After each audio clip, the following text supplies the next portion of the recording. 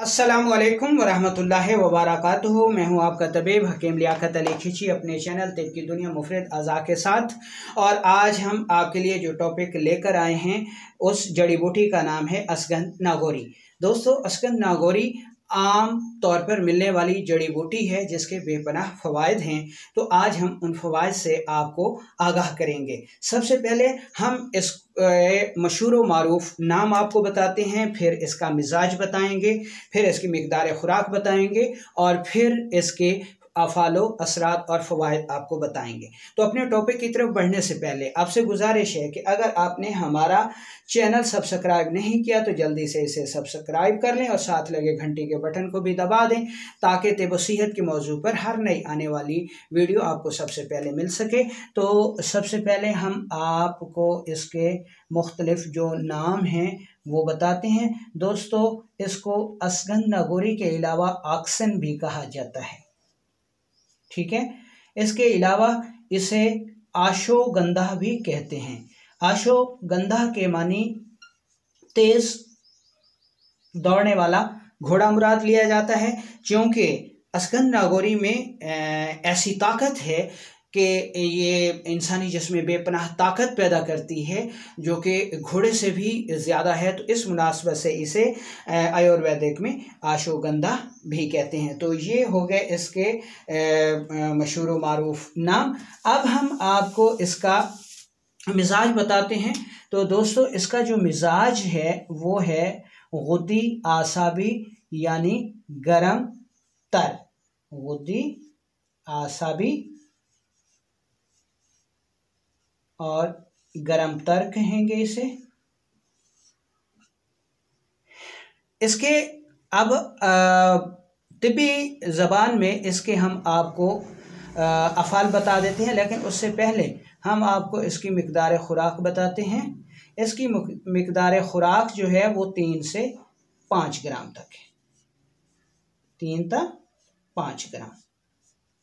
और तिब्बी ज़बान में इसके जो आफ़ालो असरात हैं वो मखसूस इस्तिलाहात में बयान किए जाते हैं, जैसे एक मुआलिज बहुत जल्द उनसे आगाह हो जाता है, यानी इसे मुकव्वी आसाब कहा जाता है।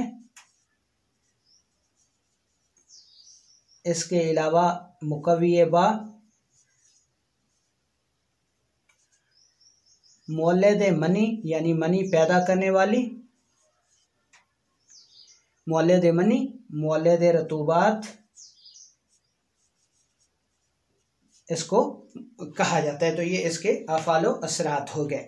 तो अब हम आम तौर पर आम पब्लिक के लिए, आम लोगों के लिए इसके अफ़ाल जो हैं वो आपको बताते हैं। दोस्तों, असगंध नागौरी को 2 किस्म के मिजाज के अमराज में जो है वो इस्तेमाल किया जाता है। एक तो हैं गर्मी के अमराज, गरम अमराज जिन्हें गुद्दी अमराज कहा जाता है, और दूसरे हैं, और नंबर 2 पे आते हैं खुश्क अमराज,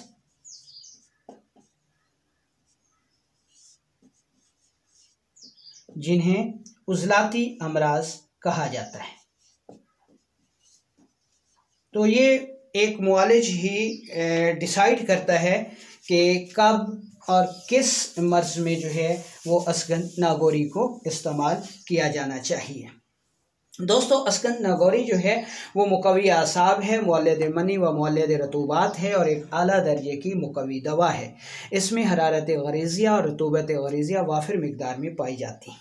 असगंध नागौरी दर्ज झैल सूरतों में बेहद मुफीद है। गुद्दी उज़लाती सोजिश की वजह से जब मादाए मनी की मिकदार जो है वो कम हो चुकी हो, मनी पतली हो चुकी हो, पासेल बहुत ज़्यादा हों, स्पर्म्स मर रहे हों, कमज़ोरी बहुत ज़्यादा हो गई हो, पेशाब और मनी में जलन हो, सूरत अंजाल हो, खुशियों पर और जिनसी अज़ा पर सोजिश हो या खुशिये छोटे बड़े हो गए हों, तो उस वक्त ये दवा जो है वो बेहद मुफीद साबित होती है। इसके अलावा अगर उज़लाती तहरीक में जब रतूबात जिस्म बहुत कम हो चुकी हूँ तो इस सूरत में या ख़वातीन के पिस्तान जो हैं वो सिकुड़ जाते हैं। तपेदिक का आर्ज़ा यानी टीबी का आर्ज़ा लाहक हो जाता है, जिस्म दुबला पतला हो जाता है और मर्दों के जो अज़ाए तनासुल है वो भी सिकुड़ जाता है और छोटा हो जाता है। इसके अलावा जिस्म में सौदा की ज़्यादती और सफ़रा की कमी से हरारत व रतूबत कम होकर जोड़ मुंजमद हो जाते हैं, गुर्दे सिकुड़ जाते हैं या जोड़ अकड़ जाते हैं। तो इस सूरत में भी असगंध का इस्तेमाल बेहद मुफीद साबित होता है। और 2 ग्राम असगंध जो है वो नीम गर्म दूध के साथ लेने से इतना पसीना आता है कि जोड़ और जिस्म जो है वो खुल जाते हैं और जोड़ नरम हो जाते हैं। जिन ख़वातीन के बच्चे कमज़ोर पैदा होते हैं या इनको बच्चों के लिए पूरा दूध नहीं उतरता और बच्चे भी भूखे रहते हों, तो ऐसी सूरत में भी असगंध जो है वो बेहद मुफीद साबित होती है। तिबी कुतुब में इसके असरात में बेहद मुबालगा आराई से काम लिया जाता है और ऐसे ऐसे दावे किए जाते हैं जो कि तिब उनको नहीं मानती। तो इसलिए इस वीडियो में हम आपको इसके सिर्फ वो आफाल व असरात जो है वो बता रहे हैं जो कि हकीकी मानों में ये फ़ायदा मंद साबित हो सकती है। तो किन अमराज में ये फ़ायदा मंद हो सकती है? मनी कम हो, मनी पतली हो, ठीक है, और मनी में जो है वो पस ज़्यादा हो, ठीक है। इसके अलावा ख़वातीन के पिस्तान जो हैं वो सिकुड़ गए हों, रहम की सोजिश हो, ठीक है, और उज़्व तनासुल जो है वो छोटा हो गया हो,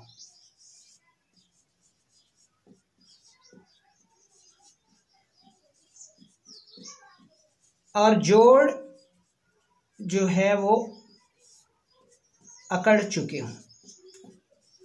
तो ऐसी सूरत में असगंध नागौरी जो है वो बेहद मुफीद साबित होती है और इंसानी जिस्म में हरारत और रतूबत दोनों को बैक वक्त पैदा करती है, जिसकी वजह से न सिर्फ आसाब में ताकत आना शुरू हो जाती है बल्कि गुदद से सोजिश जो है वो दूर होना शुरू हो जाती है और उज़लात जो हैं वो ताकत में आना शुरू हो जाते हैं।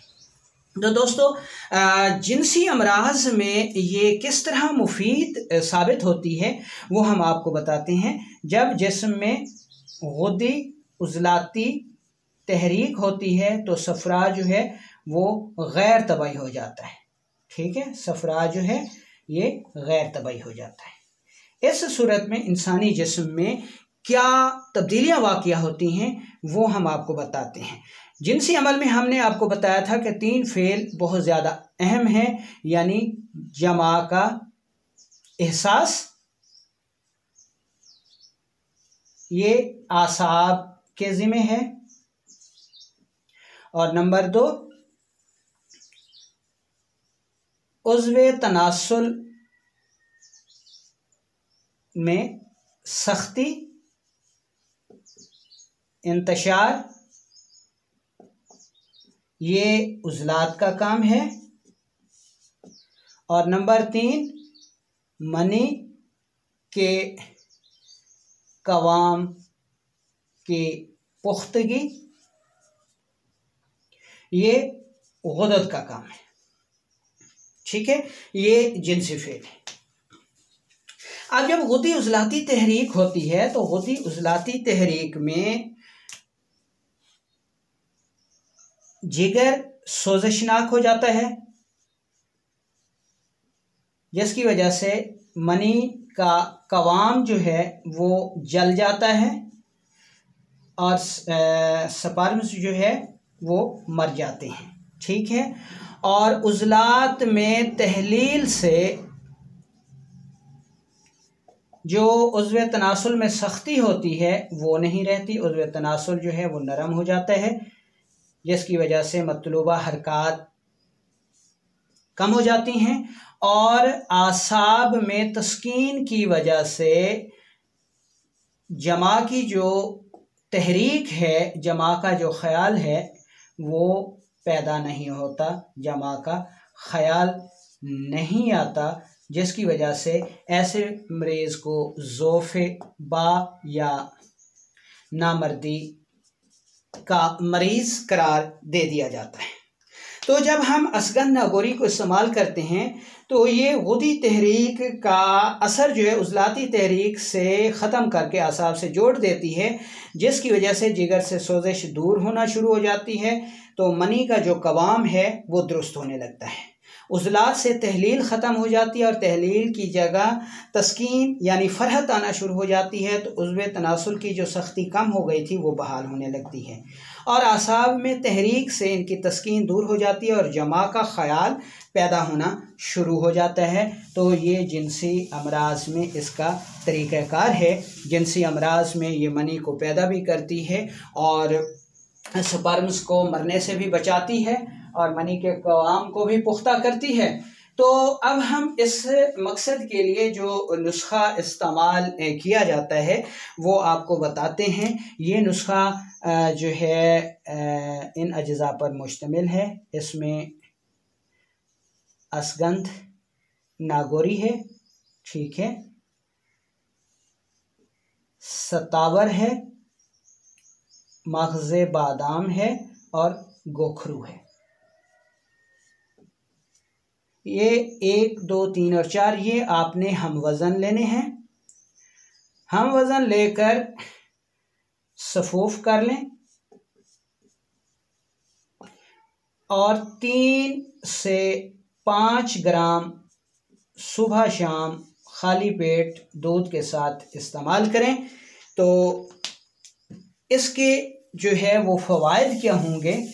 तो इसके जो नुस्खे के फ़वाइद हैं, ये मनी को वाफिर मिक़दार में पैदा करेगा, मनी वाफिर मिक़दार में पैदा करेगा, गाढ़ा करेगा और क़ुव्वत देगा और आसाब में ताकत लाएगा, उज़लात में तस्कीन से जो तहलील हो गई थी उसको दूर करेगा, सोजिश से जिगर को उतारेगा। तो जिनसी अमराज में आप ये नुस्खा इस तरतीब से इस्तेमाल करा सकते हैं। अब हम एक और नुस्खा इसका मुरक्कब आपको बता रहे हैं जो कि टीबी, जोड़ों के दर्दों, जोड़ों के दर्द, यूरिक एसिड, कब्ज़, गैस, सोजिश गुर्दा, टीबी में बेहद मुफीद है, ठीक है। तो ये नुस्खा क्या है? ये इन अज्जा पर मुश्तमिल है। इसमें एक तो हुए असगंध, दूसरी सुंड जिसको जंजबील भी कहते हैं, असगंध हो गई, सुंड हो गई और सुरंजान शीरी हो गई, ठीक है।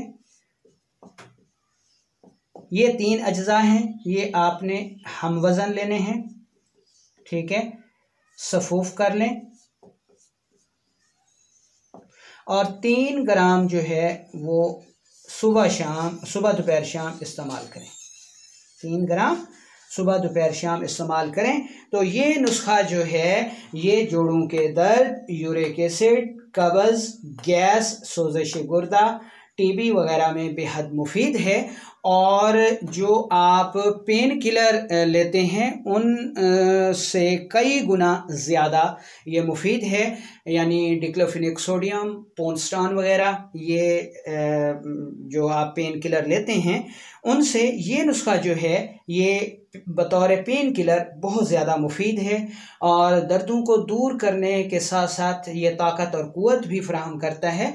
और इसका असर जो है वो दर्दों को दबाना नहीं बल्कि दर्दों को मुस्तकिल जो है ख़त्म करना है। तो असगंध, सुंड और सुरंजा शीरी का मुरक्कब बतौर पेन किलर भी आप इस्तेमाल कर सकते हैं। ये आपको बहुत ज़्यादा फ़ायदा देगा।